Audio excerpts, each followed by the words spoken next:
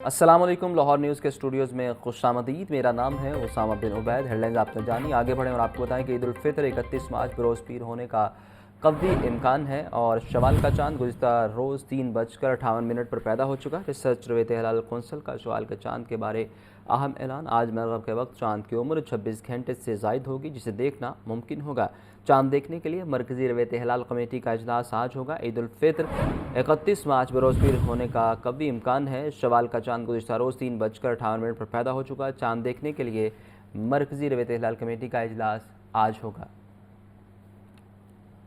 ईद उल फितर 31 मार्च बरोज़ पीर को होने का कवी इम्कान है। शवाल का चांद गुज़िश्ता रोज़ 3:58 पर पैदा हो चुका। रिसर्च रवेत हिलाल कौंसल का शवाल के चांद बारे अहम ऐलान। आज मगरिब के वक्त चांद की उम्र 26 घंटे से ज़ायद होगी, जिसे देखना मुमकिन होगा। चांद देखने के लिए मरकज़ी रवेत हिलाल कमेटी का इजलास आज होगा। ईद उल फितर 31 मार्च बरोज़ पीर को होने का कवी इम्कान है। शवाल का चांद गुज़िश्ता रोज़ 3:58 पर पैदा हो चुका और चांद देखने के लिए मरकज़ी रवेत हिलाल कमेटी का इजलास आज होगा।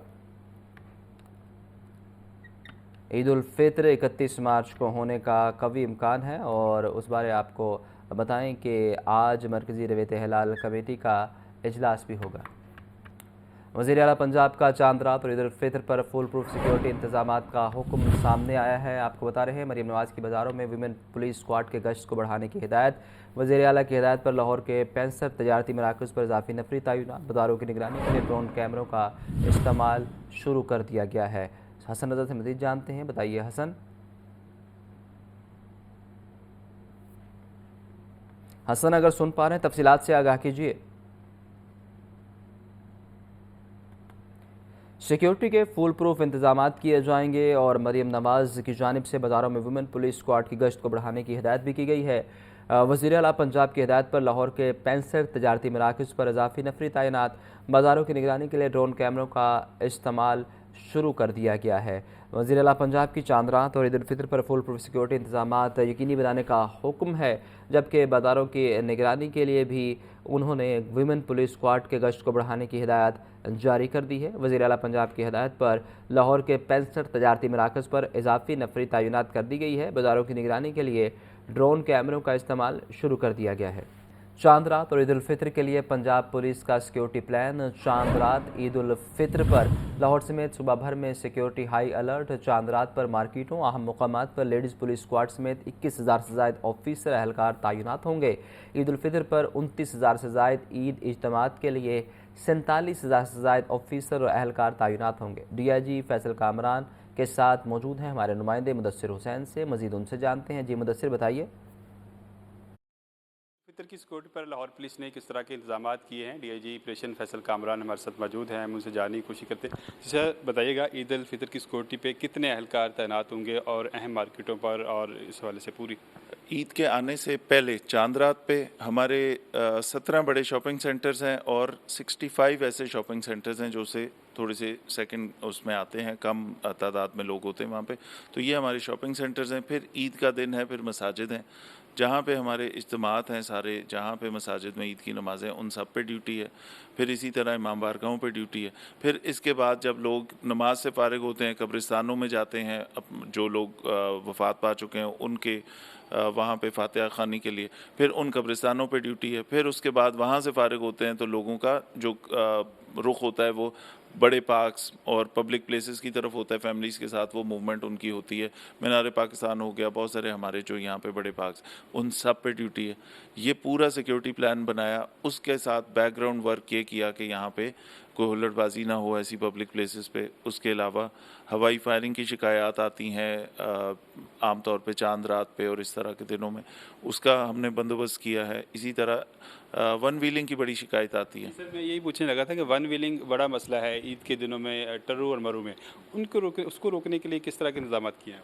इस दफ़ा हमने बिफोर टाइम वन व्हीलर जितने थे जिनका रिकॉर्ड था उनके ऊपर क्रैकडाउन पहले से शुरू कर लिया, उनके पेरेंट्स को बुलाया, उनके श्योरिटी बॉन्ड्स भी लिए, और जहाँ जहाँ पे इस तरह की शिकायत आ रही थी, अभी रिसेंटली हमने एक बहुत अच्छा गैंग वो जो एक कार्रवाई जिसमें आमतौर पे ये इनको पकड़ने में कोई 2-3 ही हाथ आते हैं, बाकी सारे निकल जाते हैं। एक बड़ी कार्रवाई हुई हमारी, उसके अंदर जो ये ऑर्गेनाइजर्स थे उनको हमने पकड़ा है। उनके हम आपको इंटरव्यूज़ और उनका जो बाद में उनकी राय थी कि ये कितना खूनी खेल है और आइंदा के लिए उनका मैसेज वो हम आपको अभी चला के बताएंगे कि ये जो लोग आगे यंग लॉट को मज़ीद भी मोटिवेट करते हैं कि हाँ ये काम करें। हम ऐसे लोगों को ऑर्गेनाइजर्स के ऊपर क्रैकडाउन कर रहे हैं, उन दुकानों के ऊपर क्रैकडाउन कर रहे हैं जहाँ पे मॉडिफिकेशंस होती हैं बाइक्स की।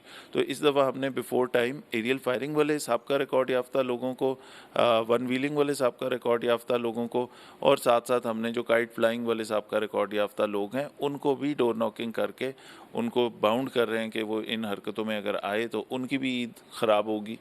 हम तो मेहनत करने के लिए फील्ड में आए। जी बिल्कुल, डीआईजी ऑपरेशन फैसल कामरान की अपनी बात सुनी। उनका कहना था कि ईद के हवाले से सिक्योरिटी के इंतजामात मुकम्मल है और ख़ासतौर पर वन व्हीलिंग और काइट फ्लाइंग और हवाई फायरिंग को रोकने के लिए जो साबका रिकॉर्ड याफ्ता हैं उनको बुलाया गया है। उनको ये जो है वो श्योर किया गया है कि अगर इस दफ़ा उन्होंने वन व्हीलिंग की, काइट फ्लाइंग की या हवाई फायरिंग की तो उनके खिलाफ जो है वो मुकदमा सख्त संगीन दफ़ात के तहत जो है वो दर्ज किए जाएंगे और इस वजह से पहले ही उनको जो है वो अवेयर कर दिया गया है। जी, ईद के रंग अपनों के संग परदेसी आज भी आबाई इलाकों को जाने की कोशिश में मसरूफ। दूसरे इलाकों को जाने वाली गाड़ियों की वापसी न होने से ट्रांसपोर्ट कम, गाड़ियां कम होने की वजह से मुसाफिर घंटों इंतजार करने पर मजबूर। ट्रांसपोर्ट माफिया भी मुसाफिरों से मनमाने किराए वसूल करने लगा। मजीद जानते हैं जाहिद आबिद से। बताइए जाहिद। जी, ईद उल फितर मनाने के लिए हर शख्स की कोशिश है कि वो अपने आबाई इलाकों की तरफ रुख करे। गो कि जो ज़्यादातर रश है वो गुज़श्ता 2 रोज़ में लाहौर से रवाना हो चुका है, लेकिन फिर भी आज कुछ लोग ऐसे हैं जो कि अपने घरों को जाने के लिए बेताब हैं और उनकी कोशिश है कि शाम तक अपने घरों को पहुंच सकें। क्योंकि इस वक्त जो लाहौर शहर में सूरत नज़र आ रही है जनरल बस स्टैंड पर, वो कुछ इस किस्म की है कि यहाँ पर सवारियाँ भी कम हैं और उसके साथ साथ गाड़ियाँ भी कम हैं, क्योंकि जो गाड़ियाँ यहाँ से रवाना हो चुकी हैं ट्रांसपोर्टर्स की कोशिश है कि अब दोबारा ईद से पहले ना आए बल्कि ईद के बाद ही सवारियां वापस लेकर यहाँ पर आएँ, जिसकी वजह से यहाँ पर जनरल बस स्टैंड पर आज ट्रांसपोर्ट इंतहाई कम देखी जा रही है, जिसकी वजह से लोगों को इंतज़ार करना पड़ रहा है। जबकि एक दूसरी जो बात नज़र आ रही है कि जो इंतहाई मंजिल ट्रांसपोर्ट की है, मिसाल के तौर पर अगर किसी ट्रांसपोर्ट ने बहावलपुर जाना है तो उसकी कोशिश है कि बहावलपुर की सवारी को ही बैठाए और रास्ते की जो सवारी है उससे इग्नोर किया जाए, गुरेज किया जाए या फिर उससे बहावलपुर का किराया लिया जाए। इस वक्त एक मुसाफिर हमारे साथ मौजूद है जिन्होंने अपने घर जाना है। आप कहाँ जा रहे हैं? मैं सरगोदा रवाना हो रहा हूँ जी। और क्या सूरत हाल नज़र आ रही लारी अड्डे पे?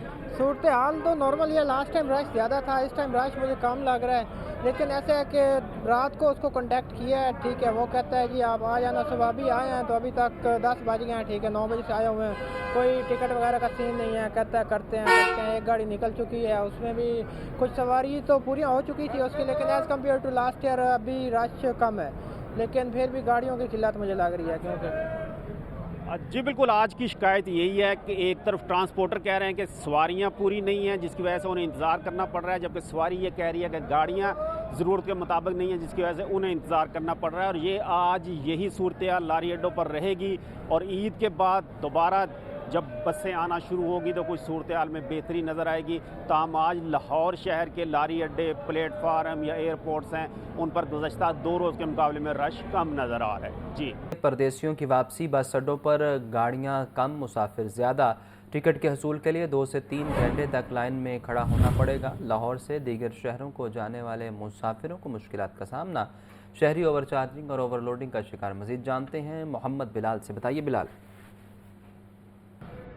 जी बिल्कुल, ईद उल फितर की आमद है। जो परदेसी हैं अपने आबाई शहरों में, इलाकों में जाने के लिए बेताब है, लेकिन लाहौर के अक्सर जो बस अड्डे हैं यहाँ पे उनको इस वक्त बसों की किल्लत का सामना करना पड़ रहा है। खासकर जो बड़े शहर हैं उनकी बसें तो मिल रही हैं, लेकिन जो छोटे शहर हैं, जो छोटे कस्बे हैं, उनके लिए बसों के हसूल के लिए जो आबाई इलाकों में जाने वाले जो परदेसी हैं उनको शदीद अजियत और मुश्किलात का सामना करना पड़ रहा है।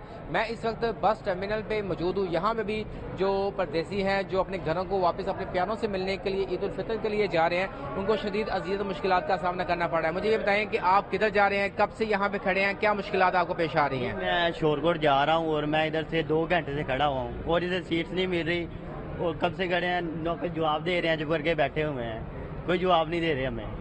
कोई जवाब दें हमें, कोई बताएं कि क्या है, नहीं दे रहे कोई जवाब। बिल्कुल, इनको जवाब ही नहीं दे रहे। 2 से 3 घंटे इनको बताया जा रहा है कि वो यहाँ पे खड़े हैं, लेकिन अभी तक कोई रिस्पांस नहीं आ रहा। मुझे बताएं कि आपने कहाँ जाना है और क्या मुश्किल आपको पेश आ रही है? मुझे यहाँ 2 घंटे हो गए हैं, मैंने लइये जाना है, तो लइये के लिए बलोच ट्रांसपोर्ट की वैध गाड़ी है जो यहाँ से जाती है, लेकिन इसके अलावा और कोई ट्रांसपोर्ट नहीं जाती। मुझे 2 घंटे से मैं जलील हो रहा हूँ, मुझे टिकट नहीं मिल रही। अभी भी लाइन में खड़ा हूँ, तो कोशिश है कि वो कहते हैं वेट कर लो और सीट मिल जाएगी।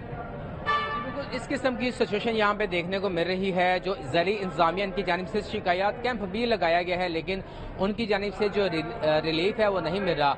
कुछ यहाँ पे जो परदेसी उनकी जानिब से कहा यह जा रहा है कि बसों की किल्लत का बहाना बनाकर जो ओवर चार्जिंग है वो भी की जा रही है, ओवरलोडिंग भी की जा रही है। लेकिन ताहाल अभी तक जो शिकायत कैंप है ज़ैली इंतजामिया की जानिब से लगाए गए हैं या पंजाब हुकूमत की जानिब से जो इंतजाम किए गए हैं, उनकी वजह से उनको जो रिलीफ नहीं मिल रहा। बसों के हसूल के हवाले से ताहाल उनको मुश्किलात का सामना करना पड़ रहा है। जी, आपका शुक्रिया बिलाल।